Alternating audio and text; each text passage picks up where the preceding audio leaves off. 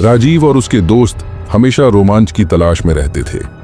इस बार उन्होंने गांव के बाहर स्थित एक पुरानी उजड़ी हुई हवेली में रात बिताने का फैसला किया।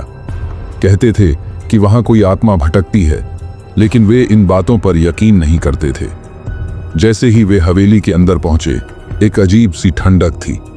हवेली के दरवाजे अपने आप चरमराने लगे, जैसे कोई उन्हें देख रहा हो।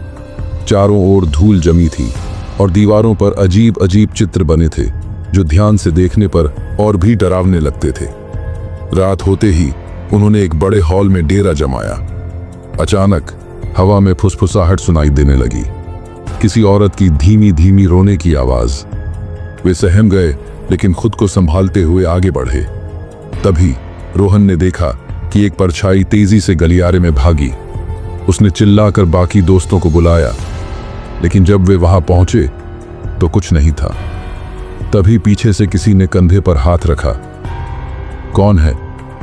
रोहन डरते हुए पीछे मुड़ा, लेकिन वहां कोई नहीं था।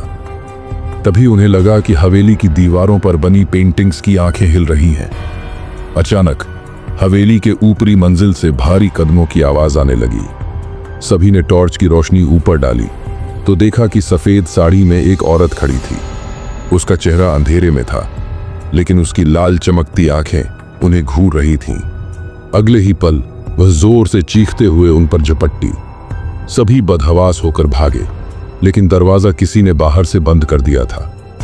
रोहन ने जल्दी से एक खिड़की तोड़ी और सब बाहर कूद गए।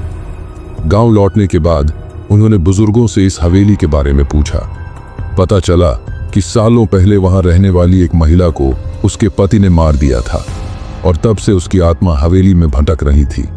राजीव और उसके दोस्त कभी दोबारा उस हवेली के पास नहीं गए, लेकिन वे आज भी सोचते हैं, अगर वे उस रात थोड़ी देर और रुकते तो क्या वे जिंदा लौट पाते।